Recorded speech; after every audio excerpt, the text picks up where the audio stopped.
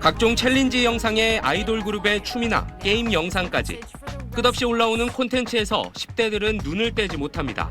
어떤 영상 보는 거야? 쇼츠 제일 그냥 뭐 먹방이나 그냥 쇼츠 넘겨서 나오는 거 봐요.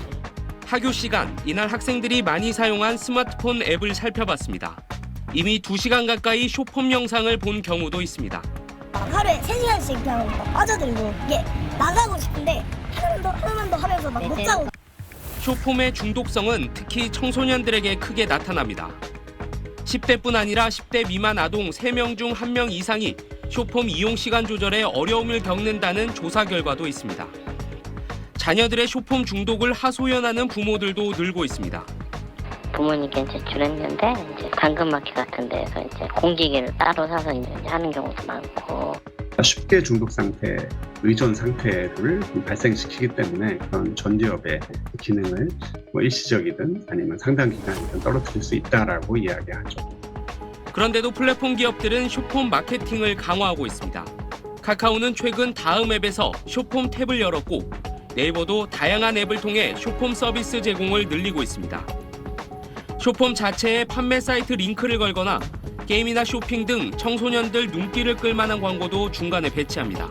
노린다고 해야 되나요? 노리고 광고처럼 또 애들이 봤을 때는 유해한 것들도 같이 노출이 되는 경우도 있고. 지난 2월 미국 뉴욕시장은 청소년 정신건강에 위해를 가했다며 틱톡과 유튜브 등 소셜미디어들을 상대로 소송을 제기했습니다.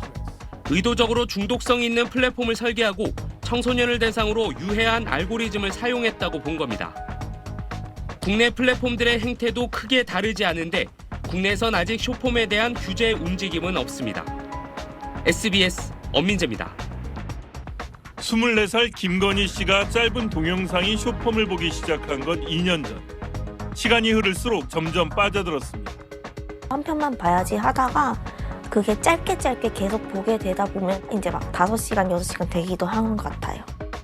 일상이 무너지기 시작했고 어느새 스스로 제어할 수 없는 지경에까지 이르게 됐습니다. 우울해지고 힘들어지기 시작하더라고요. 그때 당시 제가 정말로 주변에 화도 많이 내고 짜증도 많이 내고.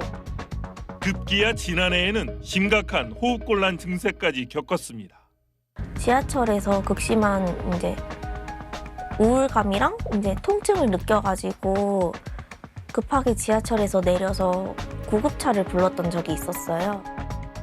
이지아 씨 역시 쇼폼의 중독성이 너무 무섭다고 말합니다. 내가 좋아하는 걸 맞춰주니까 자꾸 빠지더라고요. 쇼폼을 보면은 자극적이잖아요. 재밌고 일상생활이 무료해져요. 그러면 더 우울해지고.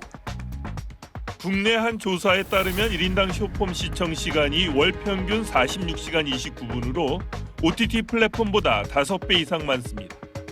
특히 청소년들 사이에서도 쇼폼이 빠르게 퍼지고 있는데 나오는 거 봐요. 계속 짧게 보는 게 더 좋은 것 같아요. 뇌가 완전히 성장하지 않은 아이들의 경우엔 뇌 발달에 악영향을 끼칠 수 있습니다. 뇌 전체는 사용하고 있는 게 아니라 그냥 정말 멍하게 이 일부 시각적으로 자극적인 정보에만 반응을 하면서 그냥 기계적으로 정보를 받아들이죠. 때문에 일부 선진국처럼 청소년에 대해서는 어느 정도 시청 규제가 필요하다는 지적까지 나옵니다.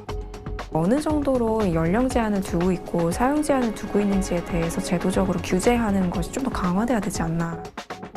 무엇보다 디지털 마약으로 불릴 정도로 중독의 폐해가 심각한 만큼 이에 대한 연구와 대책 마련이 함께 진행되어야 한다고 전문가들은 말합니다. SBS 유용수입니다. 쇼폼 영상에 빠지면 스스로 제어하기가 쉽지 않다고 합니다.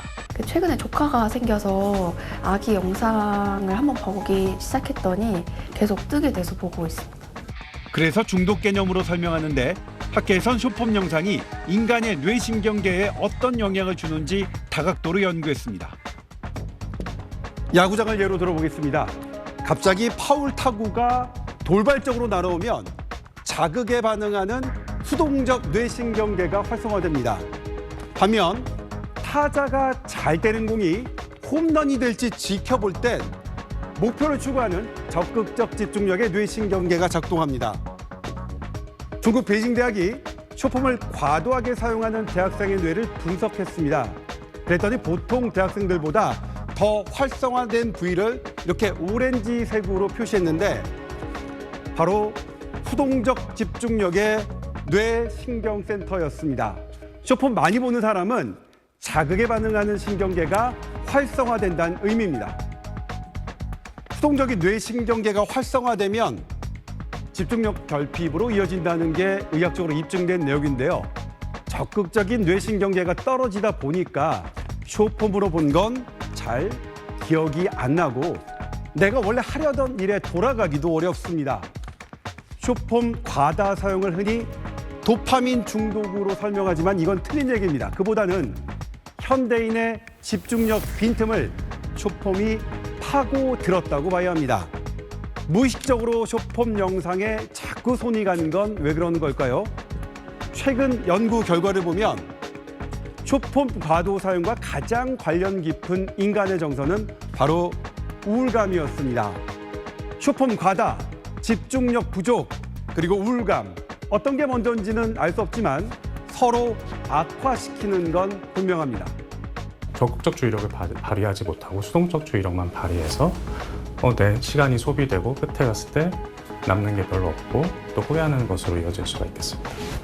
쇼폼 과도한 사용에서 벗어나려면 단번에 끊는 게 가장 좋지만 좀 더 긴 영상이나 음악 등 집중력이 필요한 곳으로 옮기는 것도 도움이 될 수 있습니다. SBS 조동찬입니다.